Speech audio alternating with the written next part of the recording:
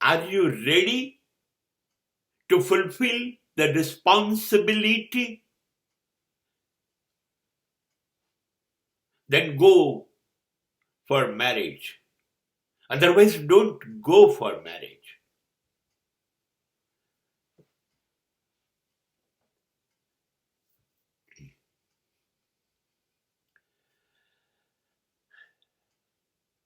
જવાબદારી ઉઠાવવાની તાકાત છે ફરિયાદ કર્યા વગર?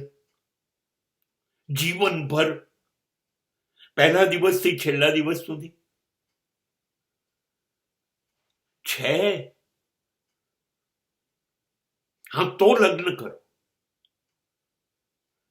નહીં તો રવા દો. કેમ કે વચ્ચેથી ભાગી જશો. જવાબદારીનો ભાર એટલો બધો હોય છે ને, આર્થિક જવાબદારી, સામાજિક જવાબદારી, કૌટુંબિક જવાબદારી, થાકી જશો, હાંફી જશો. પછી બંને જણા જવાબદારીના ભાર નીચે દબાઈ જવાના બદલે એકબીજા ઉપર જવાબદારી ઢોળી દેશો. એકબીજાને ગુનેગાર સાબિત કરશો.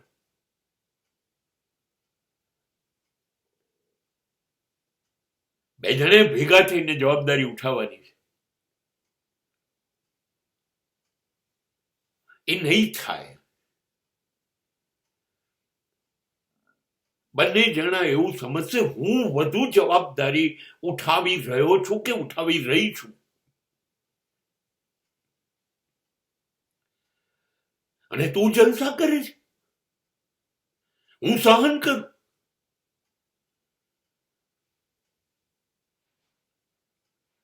નહીં સાહેબ, અગ્નિ સાક્ષીએ હાથ પકડીને જો લઈને આવ્યા હોય તો હાથ પકડવાની એકબીજાનો તાકાત ન રહે. દરેક જણને રાત્રે સૂઈ જતા જ્યારે એવું થવા માંડે, હવે એ જતા રહેશે કે એ જતી રહેશે તો મારે શું, મારું શું થશે, ત્યાં સુધી સાથ નિભાવવાની તાકાત છે? જવાબદારી ઉપાડશો ત્યારે બે જણા એકલા કોઈ ફરિયાદ કર્યા વગર તો લગ્ન કરો. ના, પછી મારી જિંદગીનું શું? આ તો રવા દો, જિંદગી સાથે જીવો, લગ્ન ન કરો. કેમ કે એમાં બીજી જિંદગી જોડાય છે તમારી સાથે. અને તમારી જિંદગીનું શું એવું વિચારવામાં બીજી જિંદગીને આગ ન લગાડાય. તમારી જિંદગીને આબાદ કરવા બીજી જિંદગીને બરબાદ ન કરી શકાય. આ જીવ હત્યા છે. અને કોન્સ્ટિટ્યુશનલી it is not crime, but another character is suffering from the punishment.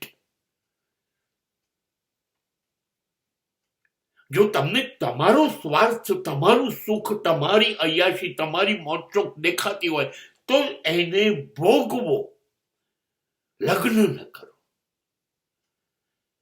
એ ભાગીદારી છે. એમાંથી છૂટા નહીં પડવાનું કરારનામું અગ્નિ સાક્ષીએ થયું હતું. અને હવે મરીશું ને ત્યાં સુધી જ્યારે બે જોડાયા ત્યારે બધા ભેગા થયા હતા. 200, 500, 1000, 2-5 હજાર લોકો, એમાંનું એક પણ નહીં આવે જોડે. એકલા જીવવું પડશે. હા, અથડાવા કૂટાવાની છૂટ છે. કાયમ ગુલાબના બગીચા નથી હોતા. ઘર છે, વાસણ અથડાશે, કાચના હશે તો તૂટશે, પણ અથડામણ પછી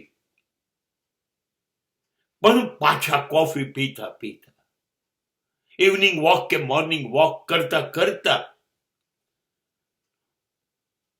હાથ પકડીને પાછા જવાબદારી ઉપાડવાની તાકાત છે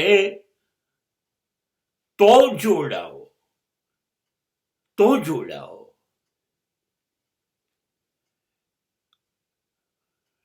નહીતર રવા દો.